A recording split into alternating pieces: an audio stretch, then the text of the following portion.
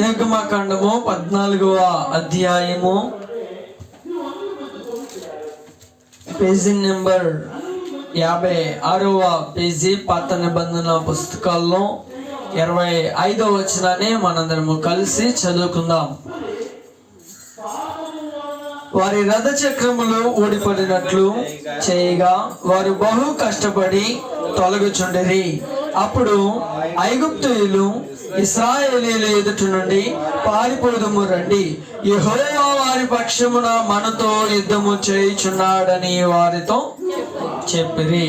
సహాయము కొరకే ప్రార్థన చేసుకుందాం.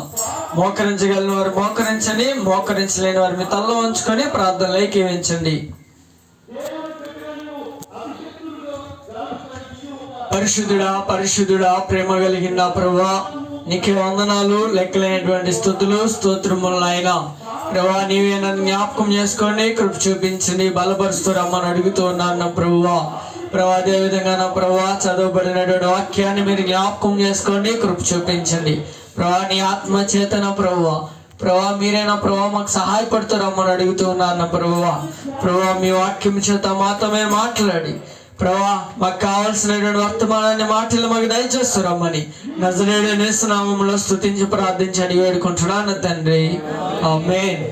కూడి వచ్చినటువంటి సహోదరి సహోదరులకు నా హృదయపూర్వకమైన వందనాలు. Praise the Lord. దేవునికి మహిమ కలుగును గాక. చదవండి చివరి లైను. యెహోవా వారి పక్షమున మనతో యుద్ధము చేయుచున్నాడని చెప్పుకొనిరి. చాలండి. ఏంటంట ఇక్కడ మనము వాక్యాన్ని జ్ఞాపకం చేసుకున్నట్లయితే ప్రభు ఏమని చెప్తున్నాడంటే, దేవుడు మన పక్షమున నుంటే. ఏంటండి? దేవుడు మన పక్షమున నుంటే. దేవుడు మన పక్షాన ఉంటే ఏం చేస్తాడంట? యుద్ధము చేస్తాడు అని వాక్యం చెప్తుంది. మరి ఇప్పుడు దేవుడు ఎవరి పక్షాన ఉంటాడో కొన్ని మాటలు చదువుకుందాం. దేవుడు ఎవరి పక్షాన ఉంటాడో కొన్ని మాటలు చూసుకుందాం. ఎందుకంటే దేవుడు ఎవరి పక్షాన పడితే వారి పక్షాన ఏం చేయడు? ఉండడు, యుద్ధము చేయడు. ఉన్న వారికి దేవుడు ఏం చేయడు? సహకరించడు. అదే మనం ఆలోచించినట్లయితే మనము ఎన్నమాల చాలా మందిని తీసుకెళ్ళినా కానీ వారిలో ఒకరో ఇద్దరు మనకి సపోర్ట్ చేస్తారు, కానీ వచ్చినంత మొత్తం మంది కూడా మనకి మద్దతు తెలుపుతారా? తెలుపురు. ఎందుకని అంటే ఇది కూడా అంతే. వారిలో మనకి ఏం కావాలి? మన మీద వారికి నమ్మకం ఉండాలి. మొట్టమొదటిగా ఏముండాలి? మన మీద వారికి నమ్మకం. ఇతన్ని మేము నమ్ముకొని వచ్చాము కనుక ఇతను ఏ విధము చేతనైనా మాకు న్యాయము చేస్తాడన్న నమ్మకం వారికి ఉంటేనే వారు ఇతనికి ఏం చేస్తారు? మద్దతు తెలుపుతారు. ఇతని వెనమాల వారు కూడా సపోర్ట్ గా మాట్లాడతారు. లేకపోతే ఎవరన్నా మాట్లాడతారా? మాట్లాడరు. గనుక మీరు చదవండి 140వ కీర్తన 12వ వచనం చదవండి. దేవుడు ఎవరి పక్షాన ఉంటాడంట? పేజీ నెంబర్ 526వ పేజీ. బాధింపబడి వారి పక్షమున యెహోవా వ్యాజ్యమాడుననియు దరిద్రులకు ఆయన న్యాయము తీర్చుననియు నేను ఎరుగుదును. చాలండి. ఏంటంట? దేవుడు ఎవరి పక్షాన్ని ఉంటున్నాడు అంటండి? బాధింపబడి వారి పక్షమున యెహోవా వ్యాజ్యమాడుననియు దరిద్రులకు ఆయన న్యాయము తీర్చుననియు నేను ఎరుగుదును అని ఇక్కడ వాక్యం చెప్తుంది. మొట్టమొదటిగా దేవుడు ఎవరి పక్షాన ఉంటాడు అని మనం ఆలోచించుకున్నట్లయితే బాధింపబడి వారి పక్షమున్న దేవుడు ఉంటూ ఉన్నాడు. ఎవరి పక్షమునంటండి? బాధింపబడిన వారి పక్షమున. ఇక్కడ ఉన్న వాక్యమైన మళ్ళీ చదువుతాను చూడండి. దీనస్థితిలో ఉన్నవారి పక్షమున ఆయన కుడి వైపున నిలబడతాడు. అదే విధముగా అతన్ని తీర్పుకు గురి చేసే వాళ్ళ చేత నుండి, వాళ్ళ భార్య నుండి దేవుడు వారి ప్రాణాలను కాపాడుతాడు. మనకు అర్థమయ్యే విధంగా చెబుతున్నాం. కానీ ఇక్కడ చాలా మంది వాక్యాన్ని చదివినప్పుడు అర్థమవుదు. ఏం చేయదు? అర్థమవుదు. కానీ ఇక్కడ వాక్యంలో ఏం చెబుతుందంటే, దీన స్థితిలో ఉన్న వారి పక్షమున దేవుడు ఏం చేస్తున్నాడంట? నిలబడుతున్నాడు. ఏం చేస్తున్నాడంట? నిలవబడుతున్నాడు. అలాగే అతన్ని తీర్పుకు గురి చేసే వారితో దేవుడు ఏం చేస్తున్నాడంట? యుద్ధం ఆడుతూ ఉన్నాడంట. ప్రియమైన సహోదరి సహోదరుల, ఈ దినాన మీరు ఒక ఆలోచన కలిగి ఉండండి. దేవుడు మన పక్షాన ఉన్నాడా లేడా? చెప్పాలి. దేవుడు మన పక్షాన ఉన్నాడా లేడా? దేవుడు మన పక్షాన ఉంటే ప్రార్థనకు ఆటంకం ఉండదు. ఉంటుందా? చెప్పండి. ఉంటుందా? ఉండదు. దేవుడు మన పక్షాన ఉంటే ఇంట్లో శ్రమ ఉండదు. ఉంటుందా? ఉండదా? ఉంటుందా? ఉండదా? ఉంటది.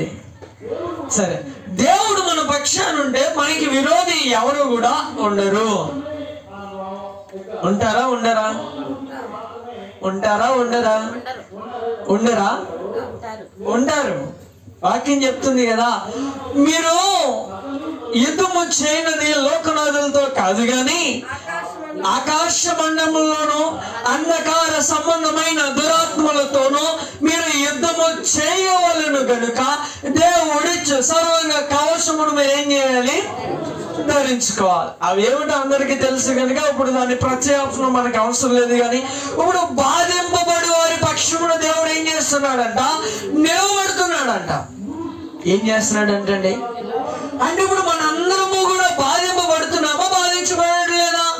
ఏదో శ్రమ, ఏదో ఇబ్బంది, ఏదో ఆటంకము ఎవరో చేత, ఇంట్లో వారి చేత, భార్య చేత, భర్త చేత, పిల్లల చేత, ఈదిలో ఉన్న వారి చేత, బంధువులు, ఏదో విధమైన ఇబ్బంది మనకు కలుగుతుందా? కలగడం లేదా? మరి ఇప్పుడు దాని నుంచి దేవుడు మనల్ని ఏం చేయాలంట? సైలెంట్ అయిపోయారండి. ఆ ఇబ్బంది నుంచి, ఆ శ్రమ నుంచి, ఆ ఆటంకము నుంచి, ఆ యొక్క అనుకూలత లేనటువంటి సమయంలో నుంచి దేవుడు మనల్ని ఏం చేయాలి? తప్పించాలి, లేవనెత్తాలి, పైకి నడిపించాలి. ముందుకు దేవుడు మనల్ని నడిపించడానికి సహకారిగా ఉండాలి.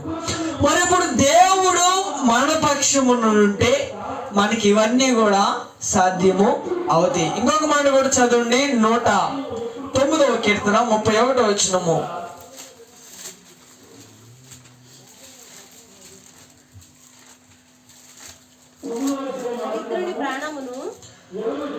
దరిద్రుని ప్రాణమును విమర్శకు లోబడు వారి చేతిలో నుండి అతన్ని రక్షించుటకు యెహోవా అతడి కుడి ప్రక్కన నిలుచుచున్నాడు. ఏం చేస్తున్నాడు అంటండి? ఇక్కడ వాక్యానుసారముగా మనం ఆలోచించుకున్నట్లయితే దరిద్రుని ప్రాణమును విమర్శకు లోపరచు వాని చేతిలో నుండి ఆయన అతన్ని ఏం చేస్తూ ఉన్నాడు? రక్షిస్తూ ఉన్నాడు. దరిద్రులు ఎవరు? మనమే. ఎవరు? మనమే దరిద్రులము, మనమే పాపులము, మనమే అంధకార సంబంధములో ఉన్నది, మనమే లోకమను ఊబిలో చిక్కుకుపోయినది, మనమే లోకమను మాయలో పడిపోయినది, మనమే అనేకమైన దురాశల చేత మరులు కొల్పబడి విశ్వాసంలోంచి పడిపోతున్నది మనమేనా? కానీ ఇక్కడ వాక్యం ఏం చెప్తుందంటే అలాంటి వారి కుడి పక్షమున దేవుడు ఏం చేస్తూ ఉన్నాడంట? నిలవబడ్డాడంట. ఏం చేస్తున్నాడంటండి? అంటే వారి పక్షాన దేవుడు నిలిచి ఉన్నాడు గనుక వారు ఏం చెప్తున్నారంటే యెషయా గ్రంథము 8వ అధ్యాయం 10వ వచనం చదివితే మనకు అర్థం అవుతుంది.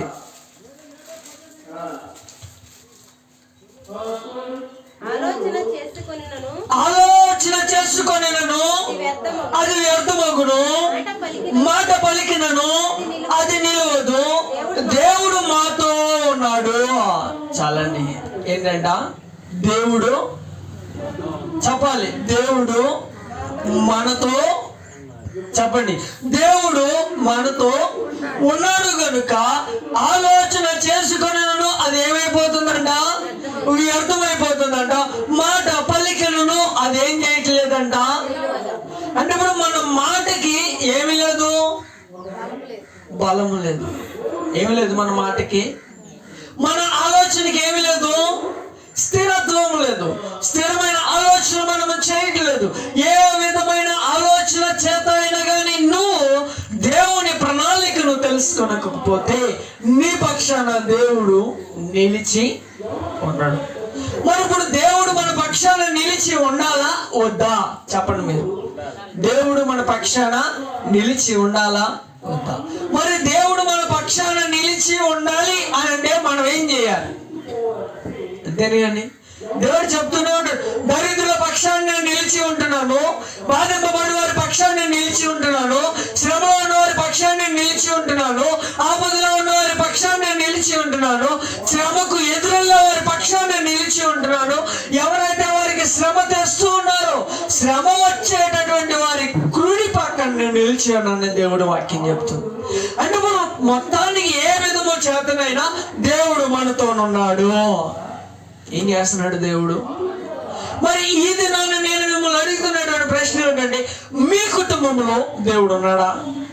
మీతో దేవుడు ఉన్నాడా? మీ పక్షాన దేవుడు ఉన్నాడా? మీ పనిలో దేవుడు సహాయం చేస్తూ ఉన్నాడా? మీ ప్రయాణములో దేవుడు తోడే ఉన్నాడా? మీ శోధన నుంచి దేవుడు మిమ్మల్ని తప్పిస్తూ ఉన్నాడా? ప్రియమైన సహోదరి సహోదరులారా, ఆలోచించండి. దేవుడు మన పక్షాన ఉండాలంటే మనం ఏం చేయాలి?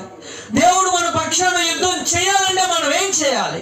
దేవుడు మనతో వస్తున్నటువంటి శ్రమను ఎదుర్కోవాలంటే ఏం చేయాలి? ఇందులో ఉన్నటువంటి అనేకమైన చీకటి శక్తులు మనము బయటకు వెళ్ళగొట్టాలంటే మనం ఏం చేయాలి? చదవండి వాక్యము. 56వ కీర్తన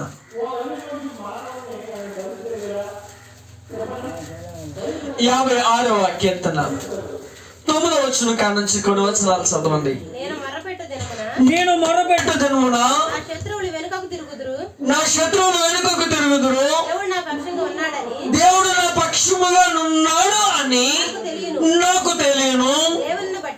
దీనిని బట్టి దేవుణ్ణి బట్టి నేను ఆయన వాక్యమును కీర్తించదును, యెహోవాను బట్టి ఆయన వాక్యమును కీర్తించదును. నేను దేవుని యందు నమ్మిక ఉంచి ఉన్నాను, నేను భయపడను. నరులు నన్నేమి చేయగలరు? చాలండి. ఏంటంట? నరులు మనల్ని అంటే ఇక్కడ వాక్యాన్ని మనము జ్ఞాపకం చేసుకొని చూసినట్లయితే, నేను మొర్రపెట్టు దినమున నా శత్రువులు ఏమైపోతారంట? వెనుకకు తిరుగుదురు, దేవుడు నా పక్షమునున్నాడు అని నాకు. అంటే ఇప్పుడు దేవుడు నీ పక్షాన ఉన్నాడు అని నీకు ఎలా తెలుస్తుందంటే, మొట్టమొదటిగా మనము ఆయన పక్షాన నిలబడినప్పుడే.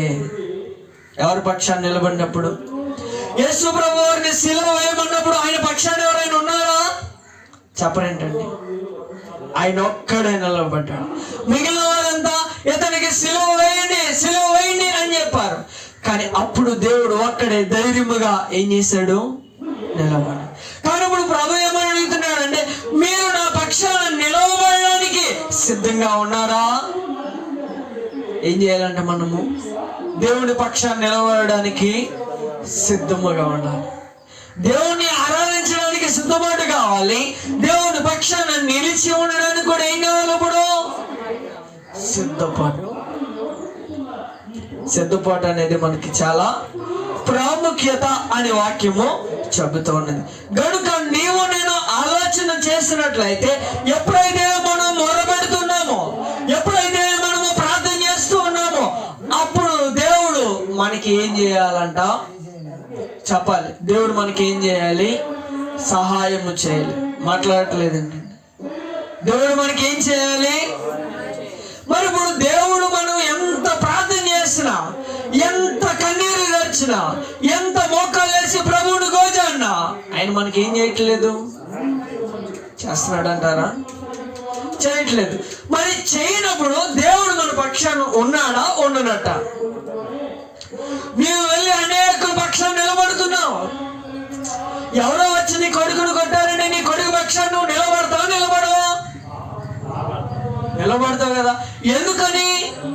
నీ రక్త సంబంధి కనుక. కానీ ప్రభు తన రక్తాన్ని దారవలసి మనలో ఉన్నాడు కదా. మనం ప్రభు రక్త సంబంధం కదా. ఎవరో అపవాది మనల్ని కూల్చేయడానికి వస్తున్నాడంటే మన పక్షాన దేవుడు నిలబడతాడు కదా. మరి దేవుడు మన పక్షాన నిలబడినప్పుడు, ప్రభువా ఇది ఎంత శ్రమ కాదులే ప్రభువా, నేను ఎదురేస్తాను అని చెప్తే ఎలా ఉంటుంది? అది నానా నువ్వు ఎందుకు వస్తున్నావు, నేను గెలుస్తాను ఆడి మీద, నువ్వేమో నాకు సపోర్ట్ చేయక్కర్లేదు అంటే మీరు ఊరుకుంటారా? ఒరే నాయనా ఆడి బలం నీకు తెలియదురా అని అనరా మీరు? ఆడు ఎలాంటి వాడో నీకు తెలియదురా, మాటల చేత మోపు పెడతాడు అని నీకు తెలియదురా అని మీరు చెప్పరా? మనకి తెస్తున్నటువంటి శ్రమ ఆ అపవాది కూడా అలాంటి వాడే అని మనం గ్రహించలేకపోతున్నాం. ఏం చేయలేకపోతున్నాము? నా విశ్వాసము నన్ను నిలబెడుతుంది అన్న ఆలోచన నీకున్నది, కానీ దేవుడు నా పక్షాన్ని నిలబెడితే వాడు చూసి పారిపోతాడని నువ్వు మర్చిపోతున్నావు. అందుకని దేవుడు వాక్యంలో బైబిల్లో ఒక వ్యక్తికి సపోర్ట్ చేస్తూ మాట్లాడాడు. ఎవరో వ్యక్తి చెప్పండి, ఎవరో వ్యక్తి?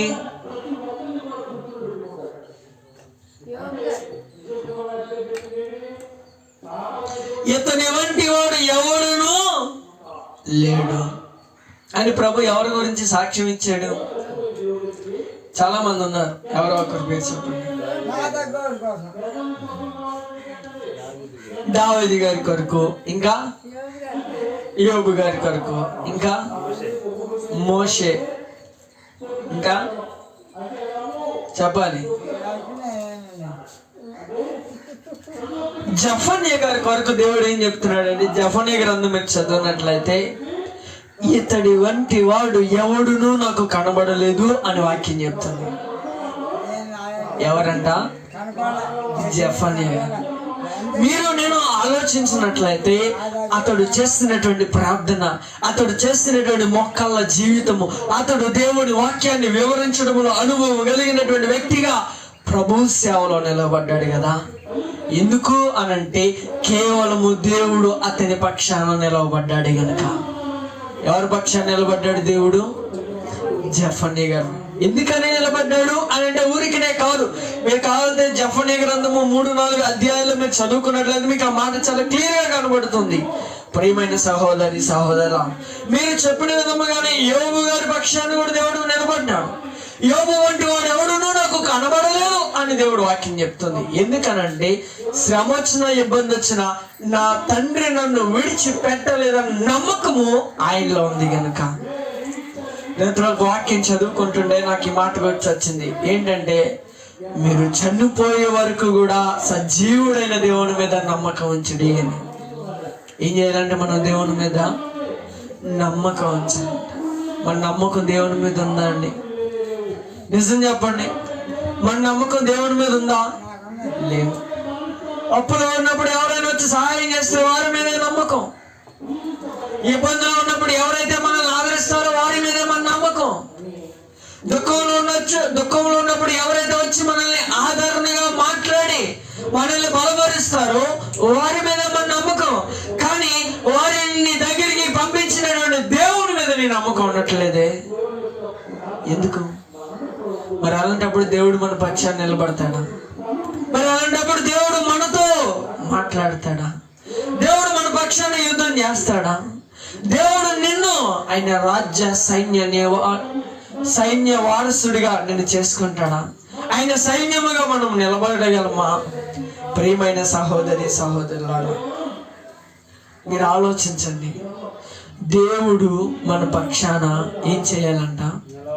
నిలవబడాలి. మరి ఈ దినాన దేవుడు మన పక్షాన నిలవబడ్డాడా? నిలవబడలేదా? 6వ కీర్తన 8 నుంచి కొన్ని వచనాలు చదవండి. 6వ కీర్తన 8 నుంచి కొన్ని వచనాలు. యెహోవా నా రోదన ధ్వని అన్నాడు, పాపము చేయవారులారా మీరందరూ నా ఎదురు నుండి తొలగిపోవుడి. యెహోవా నా విన్నపము ఆలకించినాడు. యెహోవా నా ప్రార్థన అంగీకరించును. నా శత్రువులందరూ సిగ్గుపడి బహుగా అదురుచున్నారు. వారు ఆకస్మికముగా సిగ్గుపడి ఏం చేస్తున్నారంటండి? వెనకకు. నీ శత్రువు నీ తండ్రినేమో, నీ శత్రువు నీ భార్యనేమో, నీ శత్రువు నీ భర్తనేమో, నీ శత్రువు నీవు ప్రార్థన చేయకపోవడానికి ఆటంకంగా ఫోన్ చేసే వ్యక్తినేమో. మోకాళ్ళేద్దామని ప్రార్థన చేస్తాం, అప్పుడే ఫోన్ వస్తుంది. ఏం చేస్తాం? కట్టేసి ప్రార్థన చేస్తాం, మాట్లాడతావా? మాట్లాడిన తర్వాతే ఏం చేస్తాము? ప్రార్థన చేస్తాం. మాట్లాడి అర్జెంట్ రా అని చెప్తే ప్రార్థన లేదు, ఏం లేదు, ఇంక మళ్ళీ షర్టు తగిలించుకుని ఏం చేస్తాం? వెళ్ళిపోతాం. మరి ఇక్కడ మనం ఆలోచించినట్లయితే మన శత్రువు మనల్ని చూసి ఏం చేయట్లేదంట. యాకోబుకి రాసినటువంటి పత్రికలో ఏం రాయబడింది? మీరు మోకరిస్తే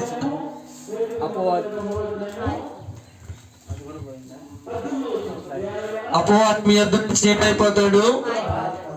పారిపోతాడు అని దేవుని యొక్క వాక్యము చెబుతుంది కదా.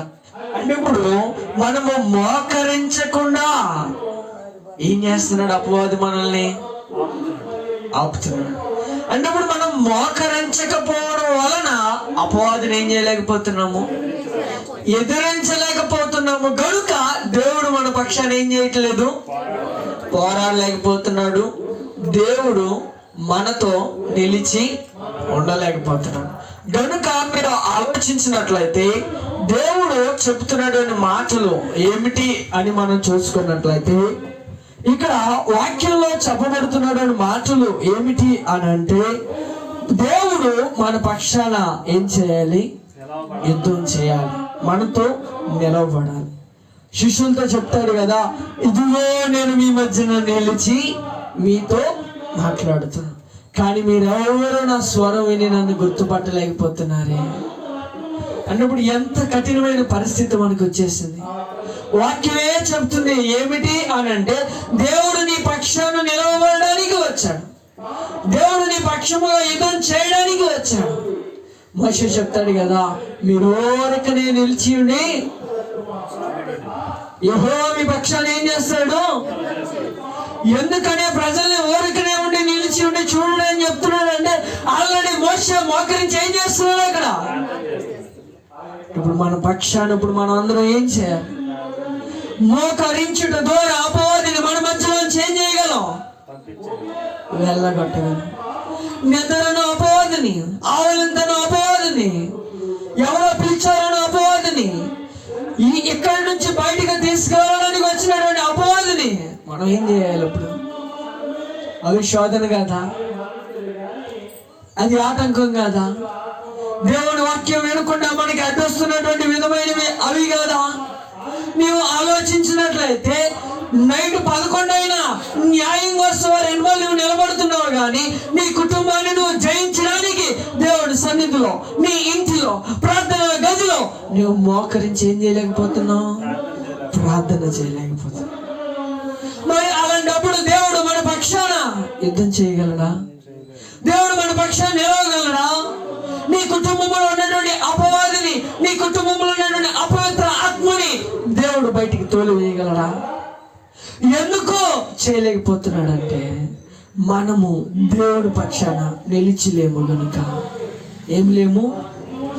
దేవుడి పక్షాన. దావీదు యుద్ధం చేయడానికి సైన్యం తక్కువయ్యారు. ఏమయ్యారు దావీదు గారు? యుద్ధం చేయడానికి సైన్యం తక్కువయ్యారు గనుక వెళ్ళి పక్క రాజుతో స్నేహంగా మాట్లాడినచో రాజు యుద్ధం చేయడానికి వెళ్ళినప్పుడు ఆ దేశపు సైన్యపు వారు కూడా దావీదుతో ఏం చేశారు? యుద్ధం చేయడానికి వచ్చారు. అంటే ఇప్పుడు ఇక్కడ మనం ఆలోచించినట్లయితే మన పరిచయం ఏంటంటే, మన చెప్పాలి మీరు, పరిచయం, మన సహవాసం. చదవండి యోబు గ్రంథము 22వ అధ్యాయము 21వ వచనం చదవండి. యోబు గ్రంథం 22వ అధ్యాయం 21వ వచనం. ఆయనతో సహవాసము చేస్తున్న యెడల నీకు సమాధానము కలుగును, అలాగునా.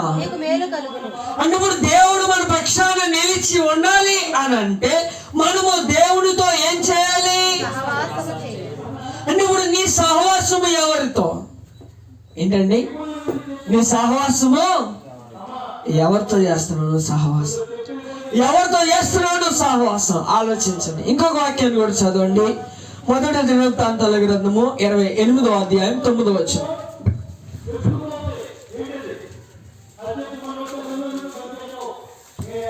మొదటి దినవృత్తాంతాల గ్రంథము 28వ అధ్యాయము 9వ వచనము.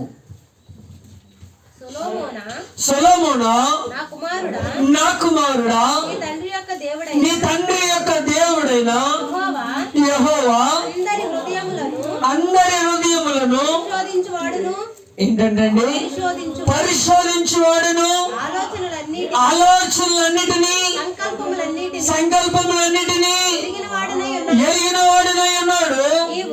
నీవు ఆయనను తెలుసుకొని హృదయపూర్వకముగాను మనస్పూర్వకముగాను ఆయనను సేవించుచు ఆయనను వెదకిన యెడల. చాలండి. ఏం చేయాలంటే ఇప్పుడు మనస్పూర్వకముగాను హృదయపూర్వకంగాను మనం ఇప్పుడు దేవుణ్ణి ఏం చేయాలంట? వెదకాలి అని వాక్యం చెప్తుంది. You need to search the God with your whole hearted people. ఏం చేయాలంట? ఏం చేయాలి మనము?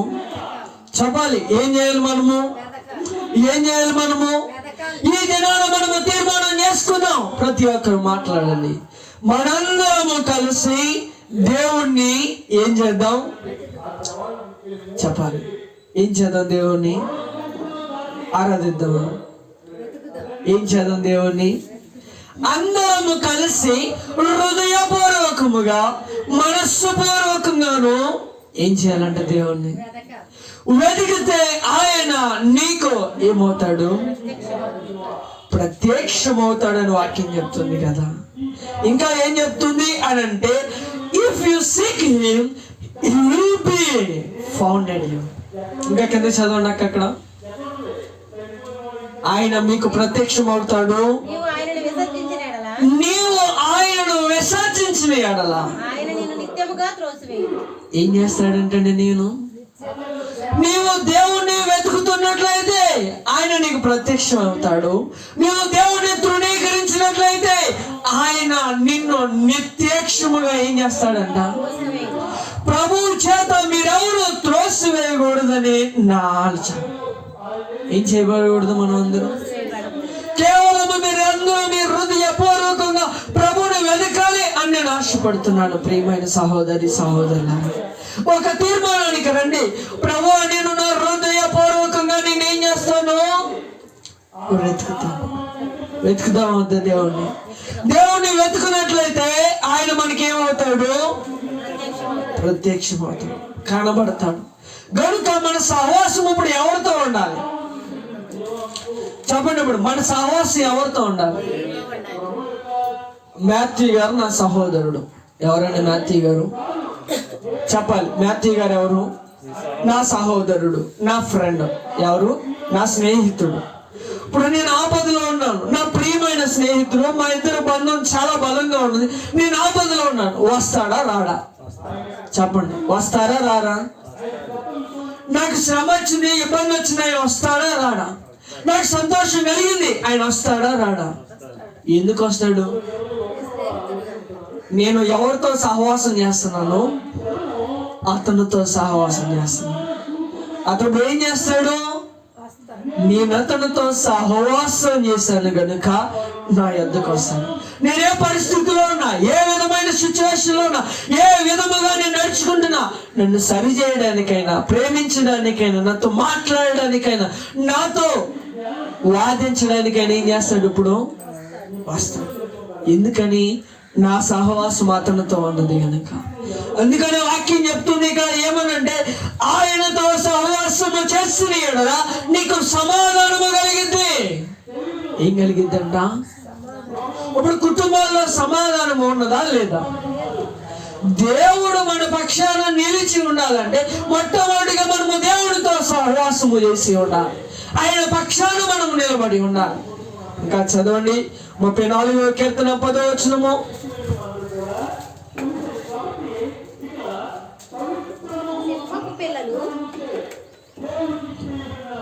సింహపు పిల్లలు లేమి గలవై ఆకలిగొనును.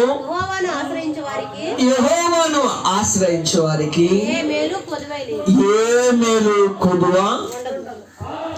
ప్రస్తుతానికి మీ అందరికీ ఏదో ఒక మేలు ఏమైపోయింది? కొదువైందా లేదా? స్వస్థతను, రక్షణను, కుటుంబంలో సమాధానమును, కుటుంబంలో శాంతియను, తండ్రి మారలేదనో, భర్త మారలేదనో, పిల్లలకి ఆరోగ్యం బాగుంటలేదనో, ఏదో ఒక విధము చేత మనం ఏం చేయబడుతున్నాము? బాధపడుతున్నాం. కానీ వాక్యం ఏం చెబుతూ ఉన్నది అని మనం ఆలోచించినట్లయితే, యెహోవాను ఆశ్రయించే వారికి ఏ మేలైనను ఏం చేయదంట? నీవు యెహోవాను ఆశ్రయించడం అంటే ఆయన సన్నిధికి రావడం మట్టికే కాదు. ఏం చేయడం కాదు? ఆయన సన్నిధికి రావడం మట్టికి కాదు, నీవు ఆయనను వెతకాలి. ఏం చేయాలి? ఇప్పుడు దేవుడు ఎక్కడున్నాడు చెప్పండి మీరు? దేవుడు ఎక్కడున్నాడు? మన మధ్యలో ఉన్నాడు. గనుక ఆదివారం దేవుడు ఎక్కడ ఉంటాడు? ఎక్కడైతే 2-3 కూడుకుంటారో వారి మధ్యలో దేవుడు ఉంటాడు. గనుక దేవుడు 2-3 కూడుకున్న వారి మధ్యలో ఉంటున్నాడు. గనుక అక్కడ మనము దేవుణ్ణి ఏం చేయాలి? యెషయా గ్రంథంలో ఆయన క్లియర్గా చెప్పాడు కదా, ఆయన మీకు దొరుకు సమయం నందునే ఆయనను మీరు వెతుకుడి. మరి నీ వెతుకుతున్నావా? యెషయా వెతికారు, ఇర్మియా గారు వెతికారు, ఆమోస్ వెతికాడు. ఎందుకు వెతికారు వీళ్ళందరూ? దేవుని సహవాసం కావాలని, దేవుని ప్రేమ కావాలని, దేవుని సమాధానము కావాలని, దేవుని శాంతి కావాలని వీరందరూ ఏం చేశారు? ప్రభువుని వెతికారు. మరి నువ్వు వెతుకుతున్నావా దేవుణ్ణి? నీవు ప్రభువుని వెతుకుతున్నావా? దేవుణ్ణి వెతుకుతున్నావా? నీవు చదవండి, ఇంకా చదవండి. మనము దేవుణ్ణి వెతుకున్నప్పుడు కొన్ని విడిచిపెట్టాలి. ఏం చేయాలి? కొన్ని సహవాసాలు విడిచిపెట్టాలి. ఏమేమిటి ఆ సహవాసాలు? కొన్ని చూద్దాం. 1 కొరింథీయులకు రాసినటువంటి పత్రిక 13వ అధ్యాయము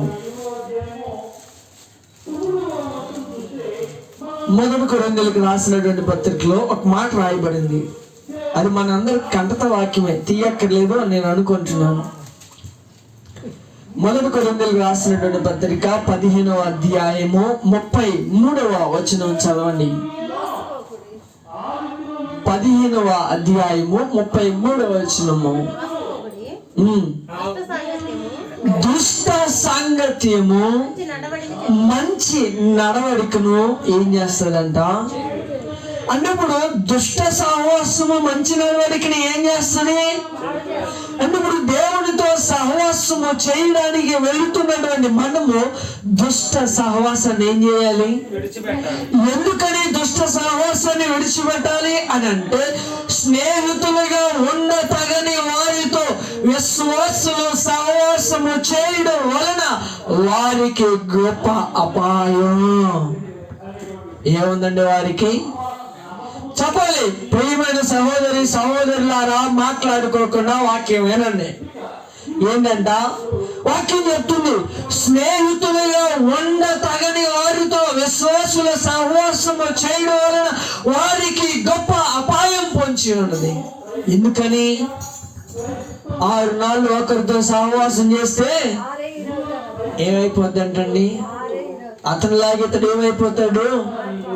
మారిపోతాడు. కనుక వాక్యం చెప్తుంది, విశ్వాసిగా ఉన్నటువంటి నీవు, ప్రార్థన పరురాలుగా ఉన్నటువంటి నీవు, నీ సహవాసం వల్ల నీ ప్రార్థన జీవితం కోల్పోయింది. నీ సహవాసం వల్ల నీ ఆత్మీయమైన జీవితం పడిపోయింది. నీ సహవాసం వల్ల నీ విశ్వాసం దెబ్బతింటుంది. నీ సహవాసం వలన దేవుడు నీ నుంచి దూరం అయిపోతున్నాడు. అందుకే నీకు శ్రమ, అందుకే నీకు వ్యాధి, అందుకే నీకు రోగము. వీటి నుంచి నీవు విడుదల పొందాలంటే నీవు దుష్ట సహవాసం ఉన్నప్పుడు ఏం చేయాలి? విడిచిపెట్టి ప్రభువుతో సహవాసము చేయాలి. దుష్ట సహవాసము మంచి నడవడికి ఏం చేస్తుందంట? మంచి ప్రార్థన పరుడే ఆత్మీయంగా ఎదుగుతున్నటువంటి వారే. కానీ ఒక్క దుష్ట సహవాసం వలన వారు ఏమైపోయారు? ఇప్పుడు చెప్పాలి, వారు ఏమైపోయారు? ఇప్పుడు కోల్పోలేదా? మంచిగా ఉన్నటువంటి వ్యక్తి బైబిల్లో ఒక ఆయన ఉన్నాడు. ఎవరైనా చెప్పండి, ఎవరైనా పాత నిబంధనలో ఒక వ్యక్తి ఉన్నాడు. ఎవరు? మంచి సహవాసం ఉన్నటువంటి వ్యక్తి. పెళ్ళైపోయిన తర్వాత భార్య మాటిని దుష్ట సంగతి వలన మంచి నడవడికి ఏమైపోయాడు? లోతు గారు. ఎవరు? అబ్రహాం సహవాసం ఎవరితో ఉన్నది? అబ్రహాము గారి సహవాసము అబ్రహాము గారిని వెంబడించి నడిచి వచ్చినది ఎవరు? లోతేని కదా. కానీ ఒక్క దుష్ట సహవాసం వల్ల అతడు ఏం కోల్పోయాడు? మంచి నడవడికను కోల్పోలేదా? భార్యను పోగొట్టుకోలేదా? భార్య మాటలు విని తనకున్నదంతా కోల్పోలేదా? జీవితాన్ని వ్యర్థంగా పాడు చేసుకోలేదా? ఎందుకో? కేవలము మంచి నడవడికని విడిచి వెనతిరగడం వలనే. ఇది నాన్న లోకంలో చాలా మంది అలాగే ఉన్నారు. లోకాన్ని విడిచిపెడితే విశ్వాసులు కూడా అలాగే ఉన్నారు. ఎలా ఉన్నారు? లోతు వలె అబ్రహాం వెంబడే నడుస్తూ ఉన్నారు. అబ్రహాం మాటలే వింటూ ఉన్నారు. దేవుడితో సహవాసం చేస్తూనే ఉన్నారు. కానీ ఒక్కసారి వేణు తిరుగుడు వల్ల ఏమైపోయాడు? పడిపోలేదా? ముందుకు పరిగెడుతున్నటువంటి వారు, చెడు మార్గంలో పరిగెడుతున్నటువంటి వారు, శాపానికి గురైనటువంటి వారు వేణు తిరిగి చూస్తే వారు ఏమవుతారు? బ్రతుకుతారు అని వాక్యం చెప్పింది కదా. వెనకాల ఎవరున్నారు? ఇప్పుడు దేవుడు ఉన్నాడు. ఎవరున్నారు? వారిని పాములు కాటు వేసి ఎత్తడి సర్పం వైపు తిరిగి చూసిన వారు ఏమవుతారు? ఎందుకని ఎత్తడి సర్పాన్ని నిర్మించమన్నది ఎవరు? అక్కడ నిలబెట్టించింది ఎవరు? అక్కడ ఉన్నది ఎవరు? వీరు దేవుడిని విడిచి వెళ్ళిపోతూ ఉన్నారు కనుక మళ్ళీ వీరు తిరిగి దేవుడి వైపు తిరిగి చూస్తేనే వారికి ఏం కలిగిద్ది? స్వస్థత కలిగిద్ది. దేవుడు ఇక్కడ ఉన్నాడు. దేవుడు మన మధ్యలో ఉన్నాడు. దేవుడు మీ కుటుంబంలో ఉన్నాడు. మీరు దేవుడు ఉన్న ప్రదేశాన్ని విడిచి వెళ్ళిపోవడం వలన మీరేమైపోతున్నారు? శ్రమకి గురి, ఆపదకు గురి, ఇబ్బందులు వస్తున్నాయి, దుఃఖం వస్తుంది, వేదన వస్తుంది, కష్టం వస్తుంది, శ్రమ వస్తుంది. ఎందుకు అంటే నువ్వు దేవుడు విడిచి ఏమైపోయావు? ఇశ్రాయేలు ప్రజలందరూ కూడా ఐగుప్తు దేశంలో నుంచి వచ్చేసిన తర్వాత దేవుడిని విడిచారు కనుకే వారిని సర్పాలు ఏం చేసినాయి? చెప్పాలి. వారిని సర్పాలు ఏం చేసినాయి? కాటు వేసినాయి కదా. చాలా మంది మరణించారు కదా. కానీ దేవుని వైపు తిరిగి చూసినటువంటి వారు ఏమయ్యారు? బ్రతికారు కదా. యెషయా గారికి చెప్పలేదు, మీ యొక్క చెడ్డ ఆలోచన విడిచిపెట్టి, మీ యొక్క చెడ్డ హృదయాన్ని విడిచిపెట్టి మీరు దేవుని వైపు తిరిగితే ఆయన కనికరపడి మిమ్మల్ని స్వస్థపరచనేమో, ఆయన కనికరపడి మిమ్మల్ని రక్షించనేమో. జ్ఞాపకం చేసుకుని ఉదయకాల సమయంలో దేవుడిని పక్షాన లేడు. ఎందుకు అంటే నీ దుష్ట సహవాసం వలన, నీ దుష్ట సాంగత్యం వలన. ఆలోచించే ప్రియమైన సహోదరి సహోదరుల, ఎలాంటి ఆపదైనా దేవునికి అసాధ్యమైనది ఏమైనా ఉన్నదా? వాక్యం చెప్తలేదా? దేవునికి అసాధ్యమైనది ఏమైనా ఉన్నదా? ప్రియమైన సహోదరి సహోదరులారా, చదవండి, ఇంకా కిందకి చదవండి. సామెతల గ్రంథము 22వ అధ్యాయం 25వ వచనం. సామెతల గ్రంథము 22వ అధ్యాయం 25వ వచనము. నీవు వారి మార్గములను అనుసరించి నీ ప్రాణమునకు, అంటే మన దుష్ట సాంగత్యము వారి నడిచేటటువంటి నడవడికలో నేను నడుచుకునే ద్వారా మనకి ఏమొస్తుందంట? ఊరొస్తుంది కదా. ఊరి గురించి మాట్లాడుకోలేదు మనము. నీ గురి ఎటువైపు ఉండాలి? దేవుని వైపు ఉండాలి. నీవు దేవుని వైపు కాకుండా నీ గురి లోకం వైపు ఉంటే ఆ గురి నీకు ఉరిగా మారుతుందని మనం మాట్లాడుకోలేదా? మనం చెప్పుకోలేదా? వాక్యం మళ్ళీ చెప్తుంది కదా, నీవు మళ్ళీ చదవడాక, నీవు వాని మార్గమును అనుసరించి నడుచుతువే గనుక నీ ప్రాణమునకు ఏం తెచ్చిపడుతుందంటండి? నీ కుటుంబానికి ఏం తెచ్చిపెడుతుందంట? నీ పనికి ఏం తెచ్చిపెడుతుందంట? నీ ఆరోగ్యానికి ఏం తెచ్చిపెడుతుంది? నీ కుటుంబానికి ఏం వస్తుంది? ఊరి. ఎందుకని? నీవు దేవుని మార్గాన్ని విడిచి ఎవరి మార్గంలో నడుచుకుంటున్నాం మనము? ఎవరి మార్గంలో నడుచుకుంటున్నాం మనము? చెప్పండి. 106వ కీర్తన 35వ వచనం చదవడం మనకు అర్థమవుతుంది. ఎవరి మార్గంలో మనం నడుచుకుంటున్నామంటే 106వ కీర్తన 35వ వచనము, అన్య జనులతో సహవాసము చేసి వారి క్రియలు మీరు నేర్చుకున్నారు గనుక. చాలండి. ఏంటంట? నీవు వారి మార్గంలో నడిచేటప్పుడు, వారు అనగా ఎవరు? ఇప్పుడు ఆ వైపు చూస్తున్నారండి ప్రియమైన సహోదరి సహోదరులారా. వారు ఎవరు? ఇప్పుడు అన్య జనులు. అన్య జనులతో నీవు సహవాసము చేసి వారి క్రియలు నీవు నేర్చుకున్నావు గనుక, వారి విగ్రహములకు నీవు పూజ చేసావు గనుక అవి వారికి ఏమైనవంట? ఏమైపోయినాయి అండి? దేవుడు ఏం నేర్చుకోమంటున్నాడు? దేవుడు ఎవరితో సహవాసం చేయమంటున్నాడు? దేవుడు ఎవరిని వెంబడించమంటున్నాడు? చదవండి ఆ మాట కూడా ఒకసారి. 13వ సామెతల గ్రంథము 13వ అధ్యాయము 20వ వచనం చదవండి. జ్ఞానులతో సహవాసము చేయవాడు జ్ఞానము గలవాడగును, మూర్ఖులతో సహవాసము చేయవాడు ఏమైపోతాడంటండి? చెడిపోతాడంట. నీవు చెడిపోవడానికి కారణం ఏమిటి? నీవు పడిపోవడానికి కారణం ఏమిటి? నీ ఆత్మీయమైన జీవితాన్ని కోల్పోవడానికి కారణం ఏమిటి? నీ ఉన్నతమైన స్థితి నుంచి నువ్వు పడిపోవడానికి కారణం ఏమిటి? తండ్రి దగ్గర ఉన్నతమైన స్థాయిలో ఉన్నటువంటి కుమారుడు పడిపోవడానికి కారణం ఏమిటి? ధనం మీద ఆశ. ఏం కలిగింది కుమారుడికి? ధనం మీద ఆశ కలిగింది.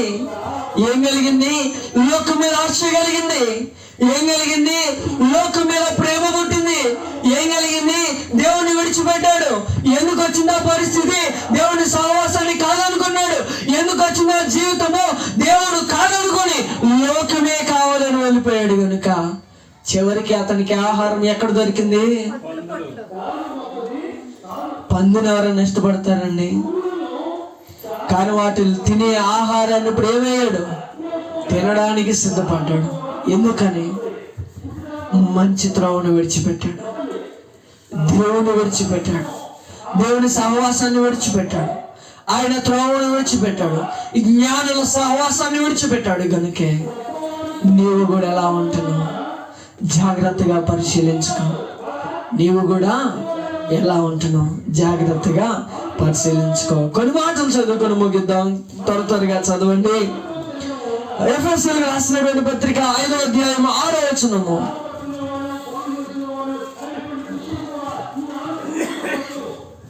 ఎఫెసీయులకు రాసినటువంటి పత్రిక 5వ అధ్యాయము 6వ వచనము.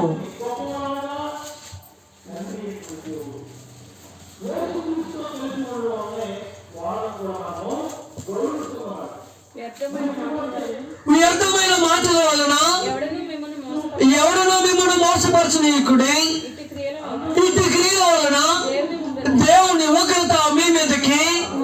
చాలండి.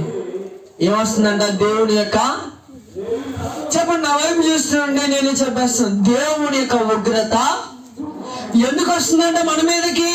అన్యులతో సహవాసము చేయడం వల్ల, దేవుని సహవాసాన్ని కాదనుకోవడం వలన, వ్యర్థమైన మాటలు పలుకడం వలన ఏమొస్తుంది మన మీదకి?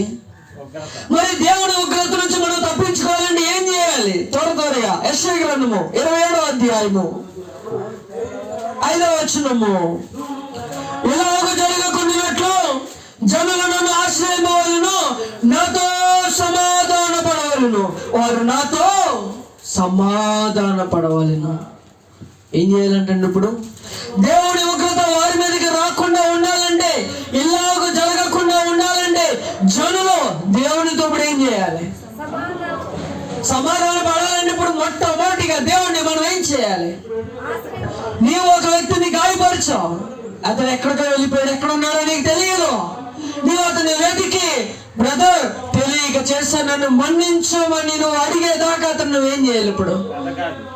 ఎందుకని? తప్పు నీ వైపు ఉంది గనుక. ఎందుకని? నువ్వు తప్పు చేసావు గనుక. అతడు న్యాయవంతుడు గనుక. అతను వెతికి క్షమాపణ అడిగేదాకా హృదయం ఏం చేస్తుంది? అయ్యో నేను ఇంకా అతను కనుగొనలేకపోయానే, అతనికి గాయం చేసినటువంటి వాడిని తిని కొడికి నిద్రిస్తున్నానే, అతడు ఎలా ఉన్నాడు అని నీ మనసు చెప్పడా? అని నీ మనసు నిన్ను గోచారునా? అటువంటి ఆలోచన నీకు రాదా? అటువంటి ప్రణాళిక నీకు రాదా? ప్రియమైన సహోదరి సహోదరులారా, మీరు ఆలోచించండి. దేవుని యొక్క ఉగ్రత మన మీదకి రాకుండా ఉండాలి అని అంటే మనము దేవునితో ఏం చేయాలంట? సమాధాన పడడానికి ఇప్పుడు దేవుణ్ణి ఏం చేయాలి? వెతకాలి. ఏం చేయాలి? ఇది ప్రతి ఒక్కరు తీర్మానానికి రండి. వింటున్న నీవన్నా, కూర్చున్న నీవన్నా, చూస్తున్న నీవైనా దేవునితో సమాధాన పడడానికి ఆయన నీవు వెతుకో.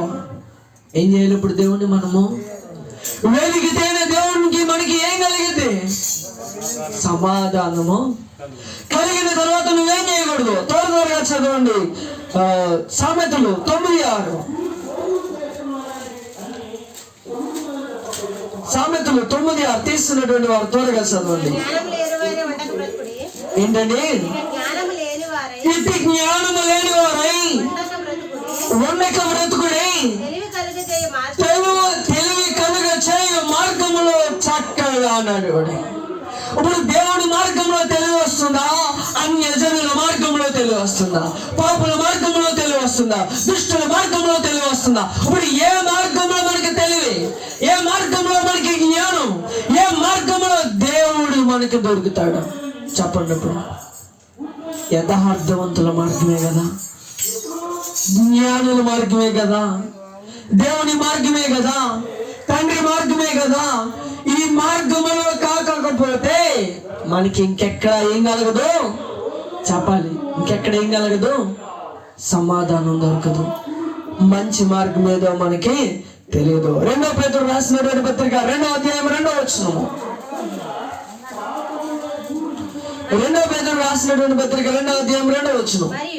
మరియు అనేకులు పోకిరీ చేష్టలను అనుసరించి నడుతురు, వీరుని బట్టి ప్రతి మార్గం ఏం చేయబడుతుందంటండి? దూషించబడుతుందంట.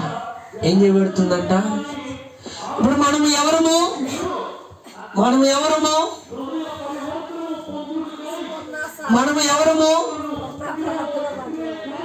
దేవుని బిడ్డలము. ఎవరు మనము? దేవుని బిడ్డలుగా పిలువబడుతున్నటువంటి మనము లోకంలోనికి వెళ్ళి ఒకరి తరపున అబద్ధ సాక్ష్యం చెప్పాలనుకోండి, ఇప్పుడు ఈ మార్గం కూడా ఏమైపోతుంది? దూషించబడదు. వారి భక్తి గుళ్ళోకి వెళ్ళినంత సేపేరా, వారి జీవితం గుళ్ళోకి వెళ్ళినంత సేపేరా, బయటకు వస్తే అంత గాలి తీసిన బెలూనే అని అనరా? ఎందుకంటారు అలాగా? మనం అనిపించుకోవాలి అలాగా? మీరు ఎవరి చేత ఆయనను మాట పడకుండా మీరు ఏం చేయాలి? మిమ్మల్ని మీరు కాపాడుకోండి అని వాక్యం చెప్తుంది కదా. మిమ్మల్ని మీరు జాగ్రత్తగా ఉంచుకోండి అని వాక్యం చెప్తుంది కదా. మరి మిమ్మల్ని బట్టి దేవుడి యొక్క మార్గము ఏం చేయబడకూడదు? దూషించబడకూడదు. ఏం చేయబడకూడదు? దేవుడు చెప్తున్నాడు కదా, కేవలము మిమ్మల్ని బట్టి అన్య జనుల్లో నా నామము. వాక్యం గుర్తులేదండి? ఏం చేయబడుతుంది? ఎందుకు దూషించబడుతుంది? మన ప్రవర్తనను బట్టి, మన క్రియను బట్టి, మన నడవడికను బట్టి, మన మాట తీరును బట్టే కదా. ఇవన్నీ ఒక పద్ధతిలో ఉండి, ఇవన్నీ ఒక క్రమంలో ఉండి, ఇవన్నీ దేవునికి అనుకూలమైన మార్గంలో నడుచుకుంటే ఎవరైనా దూషించడానికి ముందుకు వస్తారా? ప్రభు తన తండ్రి చిత్తానుసారముగా నడుచుకున్నాడు గనుక మీలో ఎవరైనా సవాల్ చేస్తున్నాడు, నాలో పాపం ఉందేమో చూపించండి అని అన్నాడా లేదా దేవుడు? మనం చెప్పగలమా? అప్పుడు ఎక్కడో వద్దు, సంఘంలో వద్దు, ఇంటి పక్కన వారితో చెప్పగలమండి? ఇంటి పక్కన వారితో చెప్పగలమా? ఇదిగో సహోదరి సహోదరుడా, ఎన్నాళ్ళు నా జీవితాన్ని చేస్తున్నావు కదా, ఎన్నాళ్ళు నా బ్రతుకుని చేస్తున్నావు కదా, ఎన్నాళ్ళు నా భక్తిని చేస్తున్నావు కదా, నన్ను గురించి నువ్వు ఎలాంటి సాక్షి ఇస్తావు అని అడగగలమా మనము? ఎందుకని? ఒరిజినల్ క్యారెక్టర్ ఇప్పుడు ఎక్కడ వస్తుంది చెప్పండి? ఒరిజినల్ క్యారెక్టర్ ఎక్కడ వస్తుంది ఇప్పుడు? ఇక్కడ రాదు, బయట రాదు, వీధిలో రాదు, ఇంటికాడే ఏం చేస్తుంది? మన నిజమైన ప్రవక్తను కనపడుద్ది. ఇప్పుడు సాక్ష్యం మనం ఇప్పుడు ఎక్కడ పొందుకోవాలి చెప్పాలి? సాక్ష్యం ఇప్పుడు ఎక్కడ పొందుకోవాలి? మీ ఇంటి పక్కన ఉన్న వారి దగ్గర సాక్ష్యం పొందుకోవాలి కదా. ఇంకా చదవండి, 2 మాటలు ముగించేస్తున్నాను. 28వ సామెతల గ్రంథము 28వ అధ్యాయం 7వ వచనము. మనం ఏం చేయకూడదంటే ఇంకా తొంటరులతో సహవాసము చేయకూడదు. 28:7 ఉపదేశమును అంగీకరించి కుమారుడు బుద్ధి గలవాడు, తొంటరులతో సహవాసము చేయవాడు ఏం చేస్తాడంటండి? ఇప్పుడు మన తండ్రి ఎవరు? దేవుడికి మనం ఏం చేస్తున్నామంట? ఎందుకు? మనము తొంటరులతో ఏం చేస్తూ ఉన్నామంట? ఇందాకడే చెప్పాను కదా మీకు ఒక మాట, స్నేహము చేయడానికి అర్హులు కాని వారితో మీరు స్నేహము చేయటం వలన మీకే అపాయం, మిమ్మల్ని బట్టి దేవునికి అవమానం, మిమ్మల్ని బట్టి దేవుని నామం దూషించబడుతుంది. ఇదే కదా చెప్పుకున్నది. అందుకనే మన ప్రవర్తన, అందుకనే మనం జాగ్రత్తగా ఉండాలి. ఇంకా ఎవరితో సహవాసం చేయకూడదంట? 13:20 సామెతల గ్రంథం 13వ అధ్యాయం 20వ వచనం. జ్ఞానుల సహవాసము చేయవాడు మూర్ఖులతో మనం ఏం చేయకూడదంటండి? ఇంకా 22:24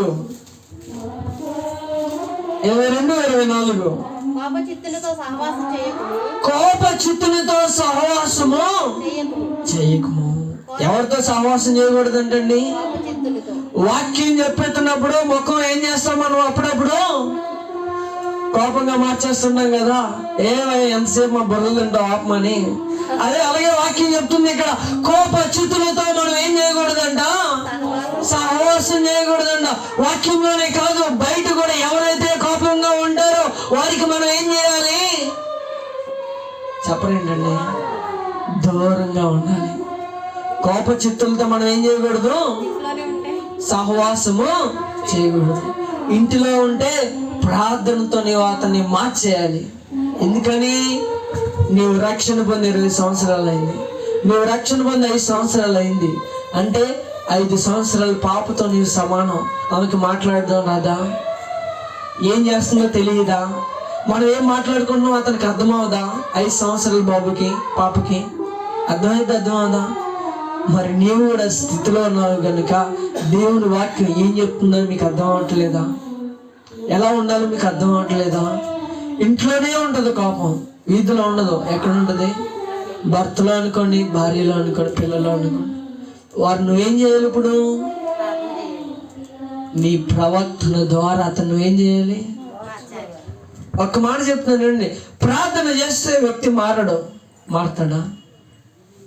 ప్రార్థన చేసే వ్యక్తి మారతాడా? కానీ నా క్రియలో మార్పు వచ్చి నేను ప్రార్థన చేసే వ్యక్తి మారతాడు.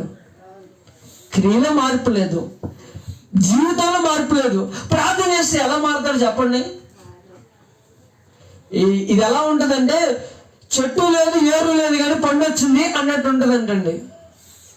అంతేను కదా? చెట్టు ప్రవర్తన, ఏరు జీవిత విధానము, పండు నువ్వు చేసే ప్రార్థనకు వచ్చే ఫలము. అర్థమైందండి? ఇప్పుడు వేరు లేదు, నీ జీవిత విధానం మంచిగా లేదు, చెట్టు నీ ప్రవర్తన సరిగ్గా లేదు.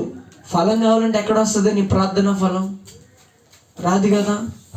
క్రియ, పద్ధతి, విధానము ఉంటేనే చెట్టు ఎదిగి ఫలించి పుష్పించి కాయ కాస్తుంది. లేకపోతే కాస్తుందా? ప్రవర్తన, విధానము, జీవితము ఇవి సరిగ్గా ఉంటేనే మనము చేసే ప్రార్థన దేవునికి అంగీకారముగా ఉంటుంది. చివరిగా ఇప్పుడు దాకా ఎవరితో సహవాసం చేయకూడదో చెప్పాం. ఏం చెప్పాం? ఇప్పుడు దాకా ఎవరితో సహవాసం చేయకూడదు చెప్పాం. ఇప్పుడు ఎవరితో సహవాసం చేయాలో చూద్దాం. ఫిలిప్పీయులకు రాసినటువంటి పత్రిక 2వ అధ్యాయం 1వ వచనము. ఫిలిప్పీయులకు రాసినటువంటి పత్రిక 2వ అధ్యాయం 1వ వచనము.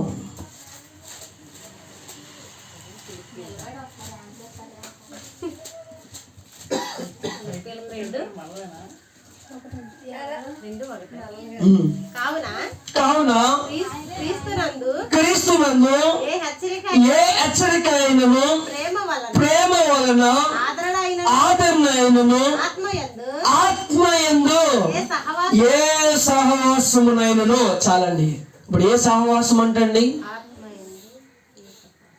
చెప్పట్లేదు.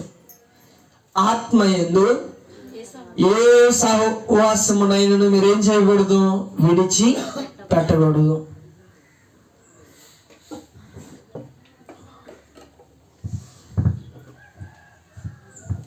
చలికాలము నీడున్నది, గోడలు లేవు, కూర్చోగలమా దాంట్లో?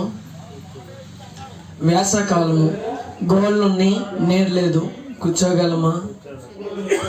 గోడ కావాలి, నీడ కావాలితే ఇప్పుడు ఏం చేయాలి? మనము కూర్చోవాలి. 56 నిమిషాలకే మీకు బోరు కొట్టేస్తుంటే ఉపవాస ప్రార్థనలు పెడదాం అనుకుంటున్నాను ప్రభు కృపను బట్టి. పొద్దున్న ఒక 2 గంటలు, మధ్యాహ్నం ఒక 2 గంటలు, సాయంకాలం 1 గంట, 5 గంటలు కూర్చుంటారండి.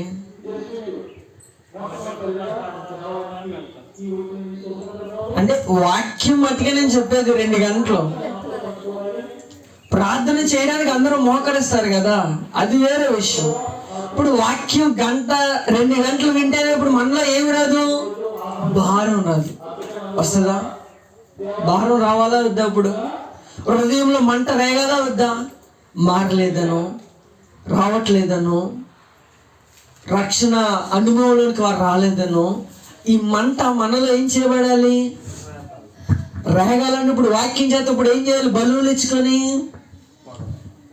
అగ్గిపుల్లు ఎంత గీసినా మండట్లేదు. ఇప్పుడు చివరికి ఏం చేస్తారు? పెట్రోల్ పోతారు.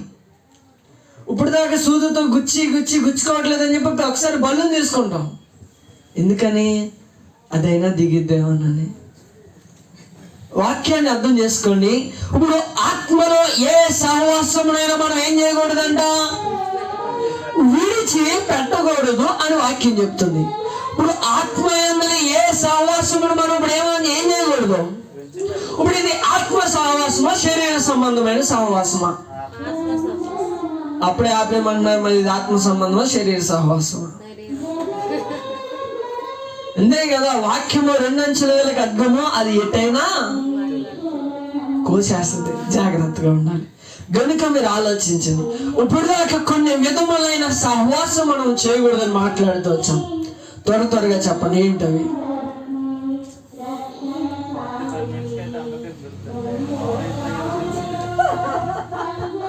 దుష్ట సహవాసము చేయకూడదు, తొంటల సహవాసము చేయకూడదు, మూర్ఖుల సహవాసము చేయకూడదు, కోపచిత్తుడితో సహవాసము చేయకూడదు, దుష్ట నడవడికలో మనము నడవకూడదు. ఇంకా 2 మాటలు. పోకిరీలతో మనము సహవాసము చేయకూడదు, భక్తిహీనులతో మనము సహవాసము. 7 మాటలు సరిపోయినాయండి. ఇంకో 3 మాటలు. మనము దేవునితో సహవాసము చేయాలి, జ్ఞానము గలవారితో సహవాసము చేయాలి, ఆత్మతో సహవాసము చేయాలి. చెప్పినవే చెప్తున్నాను. ఎన్ని? మొత్తం 9 మాటలు. 9 మాటలు మీరు గుర్తుంచుకొని ఎవరైనా ఒకరు ప్రార్థన చేయండి. మోకరించి ప్రార్థనలో ఏకీవించండి.